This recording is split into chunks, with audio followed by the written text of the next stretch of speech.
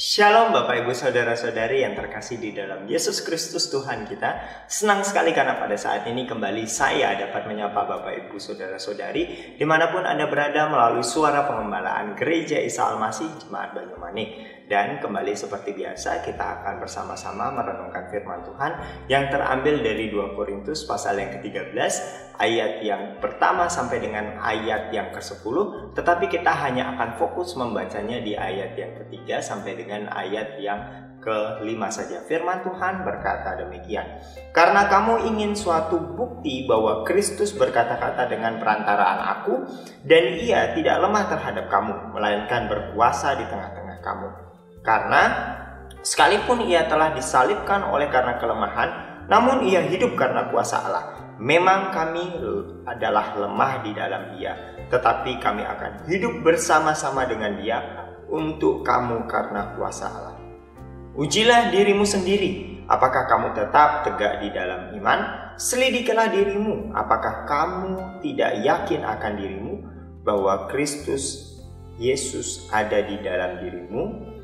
Sebab jika tidak demikian, kamu tidak tahan uji. Ya, dari pembacaan firman Tuhan tadi saya memberikan sebuah tema, yaitu hidup diproses di dalam Tuhan. Sekali lagi, hidup diproses di dalam Tuhan. Ya, sama seperti di belakang saya ada ornamen-ornamen yang indah dengan bentuk-bentuk yang berbeda-beda. Tetapi kalau kita lihat, ternyata dari bahan yang sama, yaitu styrofoam. Ya, mungkin awalnya kalau kita lihat di tempat-tempat toko-toko itu bentuknya kotak, ada yang bulat. Tetapi dari bentuk dasar tersebut ternyata ketika akhirnya dipola, diproses sedemikian rupa, ternyata bisa menjadi ornamen-ornamen yang ada di belakang saya ini. Ada yang bentuknya seperti rumah, ada bentuknya seperti rusa, ada bentuknya seperti pohon cemara, dan bisa dibentuk dengan bentuk yang lain-lainnya. Tetapi kalau kita lihat dari bentuk yang ada, seandainya styrofoam tersebut tidak mau diproses, maka saya yakin tidak akan menjadi seperti sekarang ini, yang bentuknya itu indah dipandang. Demikian juga dengan kehidupan kita sebagai orang percaya. Kita adalah pribadi-pribadi yang cenderungnya hidup melakukan apa yang jahat, apa yang cemar, dan tidak berkenan di hadapan Tuhan. Makanya ketika kita akhirnya dipanggil Tuhan untuk percaya kepadanya, maka ternyata itu tidak menjadi akhir. Sebaliknya, Tuhan mau memproses kita untuk akhirnya hidup dalam proses Tuhan yang memang saya katakan tidaklah mudah, tetapi semuanya akan berakhir indah ketika kita mau diproses. Makanya ketika kita lihat apa yang ditulis oleh Rasul Paulus di ayat yang ke-5 dikatakan, ujilah dirimu sendiri, apakah kamu tetap tegak di dalam iman. Ini menjadi sebuah pertanyaan tentang kehidupan kita, karena Tuhan mau memproses kita, bukan hanya sekedar pengetahuan kita yang akhirnya itu yang kita andalkan menjadi kekuatan dan sikap hidup kita, tetapi Tuhan mau memproses kita untuk akhirnya kebenaran Tuhan itulah yang akhirnya menjadi pedoman hidup kita, dan di dalam segala sesuatu yang kita kerjakan untuk Tuhan.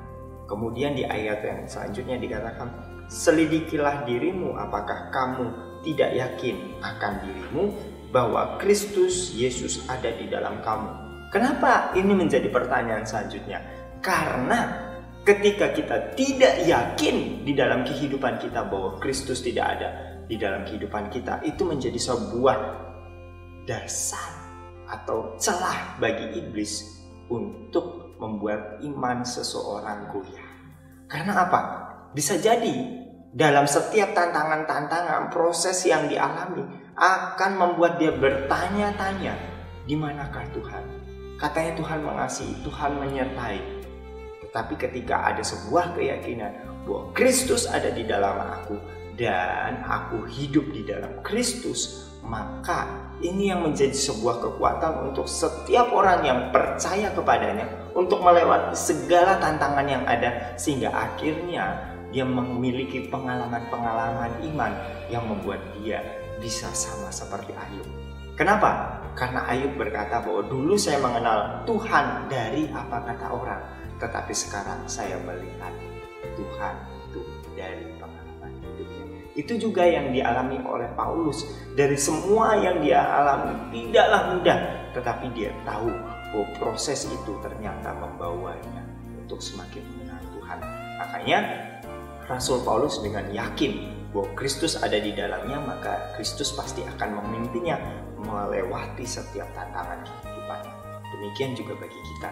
Ketika Kristus ada di dalam hidup kita, maka Kristus yang akan memimpin kita untuk bisa jadi pribadi-pribadi yang menang atas setiap persoalan. Dan di kalimat selanjutnya dikatakan, sebab jika tidak demikian, kamu tidak tahan uji. Sebuah ungkapan yang menekankan kalau kita nggak di dalam Kristus, maka kita nggak akan pernah tahan uji. Sebaliknya, ketika kita ada di dalam Kristus, maka Kristus memimpin kita, dan apa yang dikehendaki dan diinginkan oleh Kristus itu juga yang akan dikerjakan. Makanya di ayat yang ke-8 dikatakan bahwa karena kami tidak dapat berbuat apa-apa melawan kebenaran, yang dapat kami perbuat adalah untuk kebenaran. Ini menjadi sebuah tindakan lanjut yang dinyatakan oleh Rasul Paulus. Karena ketika kebenaran itu ada di dalam kita, maka kebenaran itu yang akan memimpin kehidupan kita. Jadi, bagaimana dengan kita? Apakah kita mau diproses di dalam Tuhan? Ketika kita mau diproses, maka kita akan sama seperti styrofoam yang ada, menjadi pribadi yang indah di hadapan Tuhan, dan bukan hanya pribadi yang berkata percaya tetapi tidak melakukan firman. Karena itu, mari hiduplah di dalam proses Tuhan meskipun penuh dengan cucuran air mata, tantangan dan pergumulan. Tetapi ingat, Tuhan tidak pernah tinggal diam, karena Tuhan akan menolong kita, membawa kita untuk menjadi pemenang. Selamat beraktivitas, Tuhan Yesus memberkati.